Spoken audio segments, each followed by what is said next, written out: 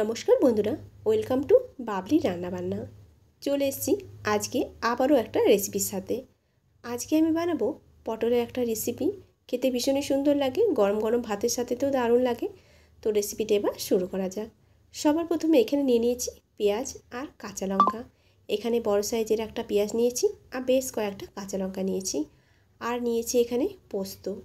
এবার দুটোকে একসাথে আমি বেটে নেব। এদিকে নিয়েছি পটলগুলোকে খোসা ছাড়িয়ে ঠিক এইভাবে কেটে নিয়েছি, তবে পুরো খোসাটা কিন্তু আমি ছাড়াইনি। এবার দেখো, একদিকে কড়াই বসিয়ে দিয়েছি, কড়াইয়ের মধ্যে দিয়ে দিব সর্ষের তেল। রান্নাটা সর্ষের তেলেই বানাবো।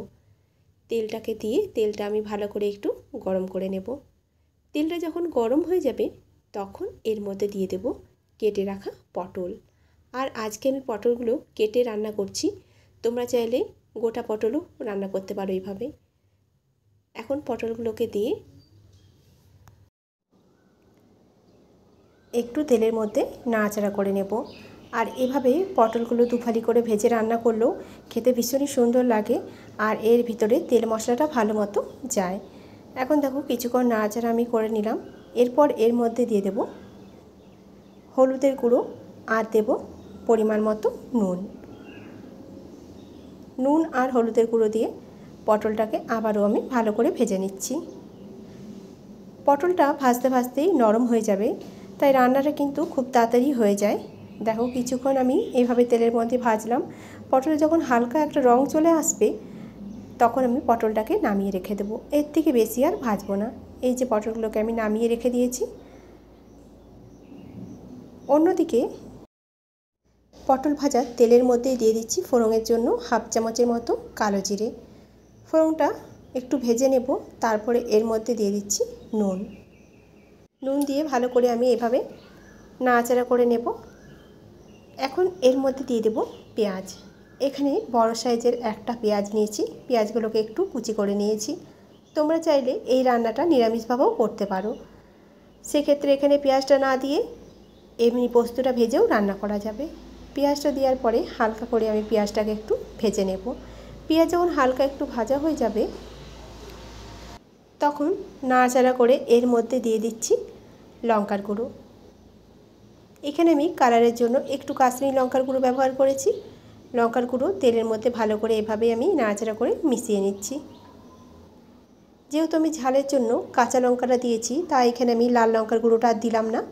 এরপর দিয়ে দিচ্ছি টমেটো। এখানে বড় সাইজের একটা টমেটো কেটে নিয়েছি। কেটে রাখা টমেটো পেঁয়াজের সাথে একটু নাড়াচাড়া করে ভেজে নেব। কিছুক্ষণ নাড়াচাড়া করে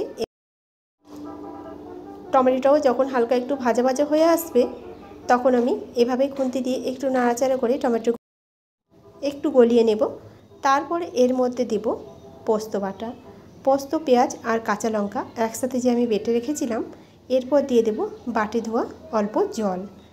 এখন ভালো মতো পোস্ত এই পেঁয়াজের সাথে নাড়াচাড়া করে কষিয়ে নিতে হবে। যেহেতু এখানে আমি পেঁয়াজটা দিয়েছি, পেঁয়াজ বাটাটা দেওয়ার জন্য আমি পোস্তটা একটু ভালো করে একটু ভাজা ভাজা করে নিচ্ছি, যাতে করে পেঁয়াজের কাঁচা গন্ধটা না থাকে। এরপর দিয়ে দিচ্ছি এর মধ্যে পরিমাণ মতো নুন। তারপরে দিচ্ছি এখানে স্বাদটা ব্যালেন্স করার জন্য সামান্য পরিমাণে অল্প চিনি। পোস্তটা কিছুক্ষণ ধরে দেখো নাড়াচাড়া করে নিয়েছি, আর পেঁয়াজের কাঁচা গন্ধটা কিন্তু চলে গেছে। এইভাবেই নাড়াচাড়া করে কিছুক্ষণ পর যখন দেখব পোস্ত থেকে তেল ছেড়ে আসছে তখন এর মধ্যে দিয়ে দেব আগে থেকে ভেজে রাখা পটলটা ভাজতে ভাজতেই অনেকটা নরম হয়ে গেছে। এরপরে এই পোস্তর মধ্যে পটলটাকে দিয়ে আবারও ভালো করে আমি নাড়াচাড়া করে মিশিয়ে নেব।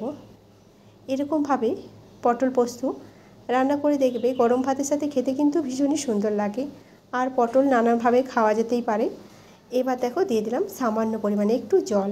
যেহেতু পটলটা সেদ্ধ হয়েই গেছে, সেই কারণে এখানে জলটা খুবই কম পরিমাণে দিলাম। এবার ঝোলটাকে একটু ফুটিয়ে নেব।